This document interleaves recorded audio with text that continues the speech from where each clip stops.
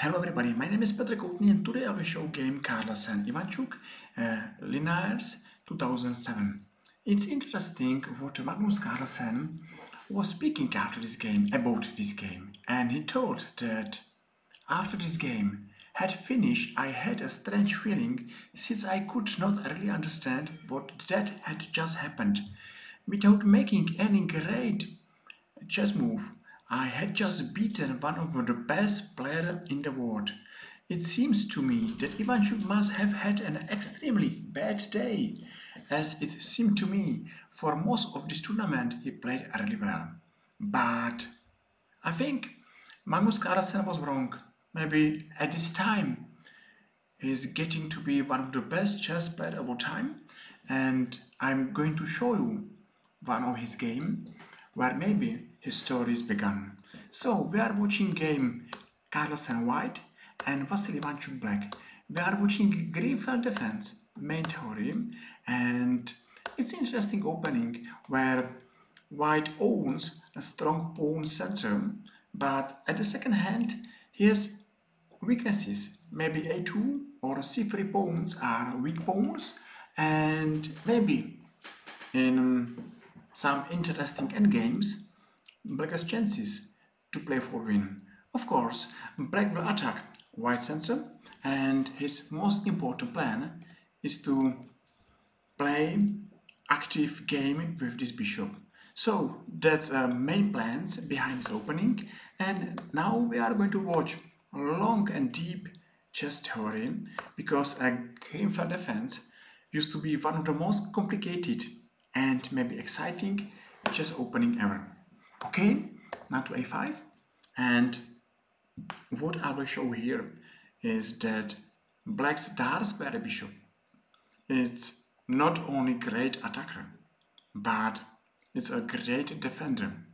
Watch this position and just imagine how this position change if there is missing dark squares bishop. And this is exactly the main plan for White here in this position, to exchange dark squares bishop, to play dark squares strategy, and maybe to attack Black's king. So that's different if White has his strong bishop or no.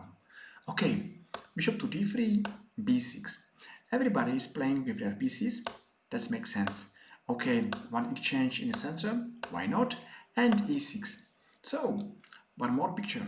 If we are in endgame, Black is happy because has two pawns against White's one on a2, and maybe this is a big chance for White to get any advantage. Sorry, for Black, of course. White has another advantage in the center, and he has two pawns against one in the center. So both players are maybe looking for an interesting endgame, but not in this game because Magnus Carlsen played by his queen to d2, and maybe he's trying to exchange Black best piece. This is interesting idea how to play good chess.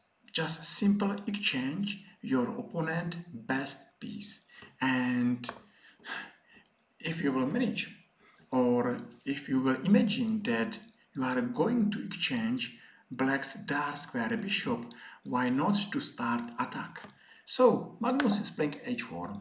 It's an interesting move. Of course, you are playing h4, h5, and if White will manage to exchange his dark squares bishop, he will start some dark squares attack. Okay? Ivanchuk is playing to e7 by his queen, h5, and now it's a really important time of this game, and maybe the right time to learn something from Magnus Carlsen. What do you think White will play here? And White will play e5. Why? White will play e5. If he will exchange this bishop, maybe this knight will jump one day to f6 or h6. So it's important to go to g4, and if there is a knight, and if there is not black's dark squares bishop, move e5 makes sense. So wise plan is a simple to exchange black's dark squares bishop and to go there and take all dark squares. Of course, black is trying to get some counterplay, and he's going to exchange one pair of rook, and he believes that after another exchange there is no more white's attack. Of course, without rooks it's difficult to imagine that white will start the attack. What's difficult for us, it's not difficult for Magnus Carlsen. And he's playing bishop to g5, so he's taking dark squares, and of course black is going to c7. Okay,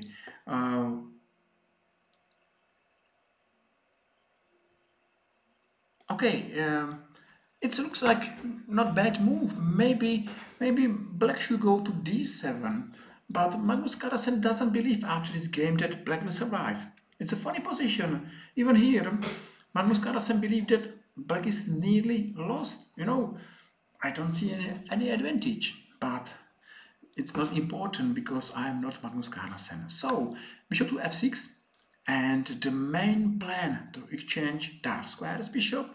Okay, if white will manage and success is h6, and maybe bishop to b5, one exchange, and knight to f4. Watch these weak dark squares. If there is knight, one day, of course, black is losing. So that was variation where Magnus believed that black will lose.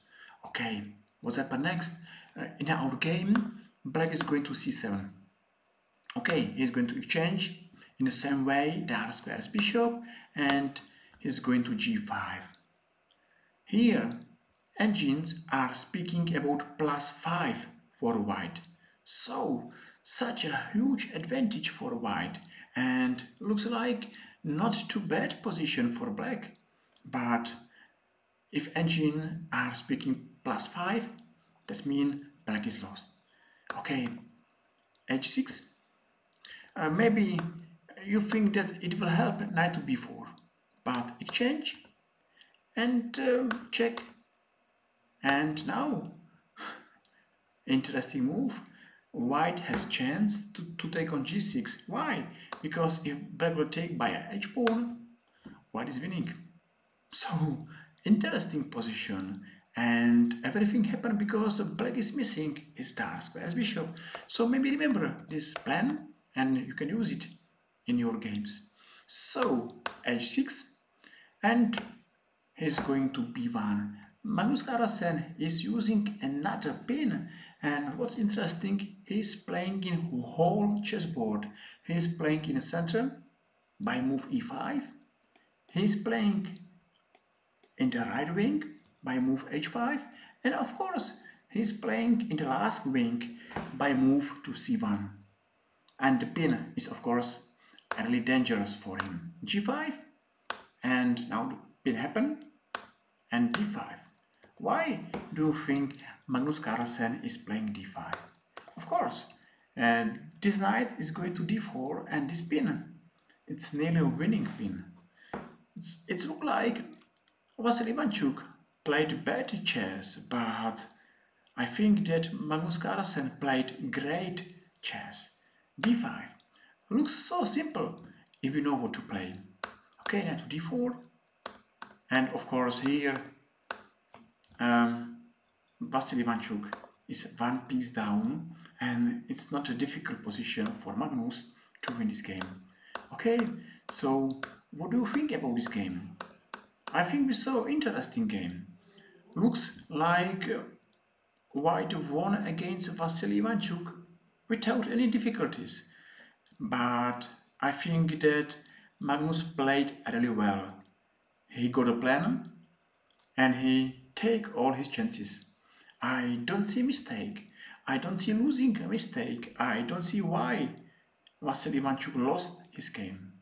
Maybe only because he played against one of the best chess player of all times.